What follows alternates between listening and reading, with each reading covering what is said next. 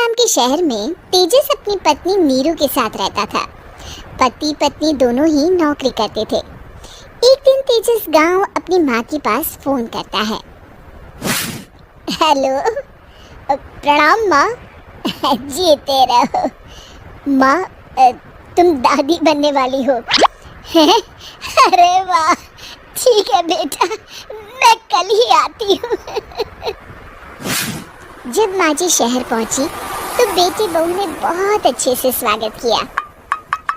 लीजिए माँ जी, चाय। अरे गर्मा गर्म पकोड़े ले आओ माँ के लिए। नीरू रसोई में गई और 2 मिनट में ही पकोड़े ले आई। जी ये लीजिए। बहू जादू से बनाए हैं क्या? अभी तो रसोई में गई थी। यम्मी। माँ जी, शीला रसोई में पकोड़े तल रही है, मैं बस लेकर आई। हे भगवान, मेरा धर्म भ्रष्ट कर दिया तूने। अब तो गंगा जल से शुद्धिकरण करना होगा। दूसरे दिन, माँ जी मैंने नाश्ता बना दिया है, ऑफिस जा रही हूँ। पर अभी तो घर का सारा काम पड़ा है। शीला आती ही होगी, झाड़ू पोछा बर्तन कपड़े वो सब कर लेगी। हमारे जमाने में घर का सारा काम हम ही करते थे। जी माँ जी, आप बहुत होशियार हैं, मैं घर ऑफिस दोनों नहीं संभाल पाती।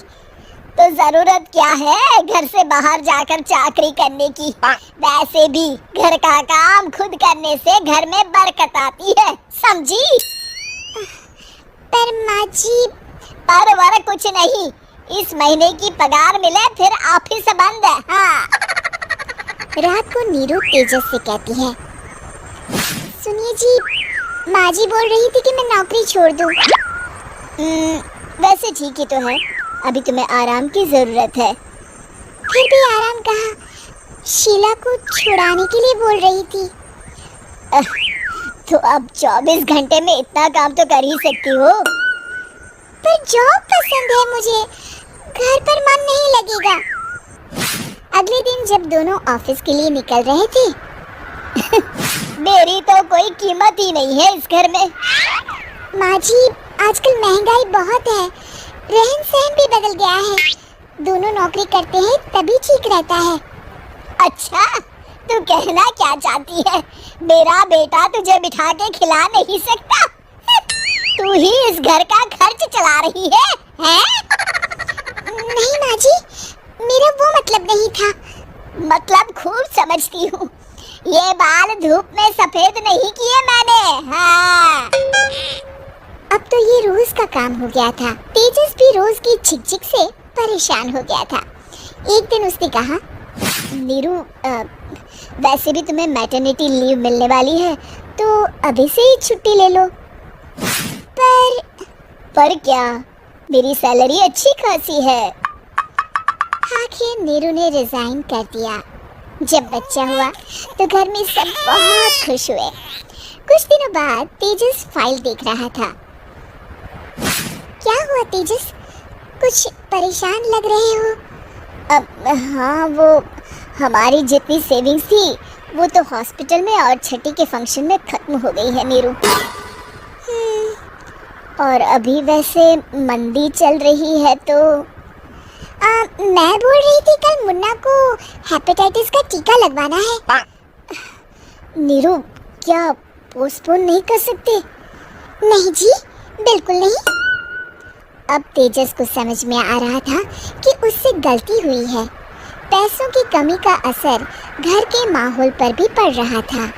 अगले दिन, बेटा मेरा चश्मा और ये दवाइयाँ ले आना, पर्चा देते हुए माँ जी ने कहा। जी। तेजस, मुन्ना के लिए दूध का डिब्बा और डायपर भी ले आना, और ये किराने के सामान की लिस्ट है, इसे भी लाना है।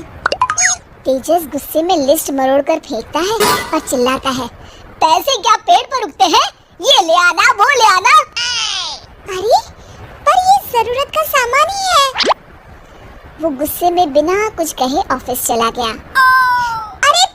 अरे लंच तो ले जाइए। नीरू दौड़कर डिब्बा पकड़ाती है। एक दिन खाना खाने के बाद, नीरू,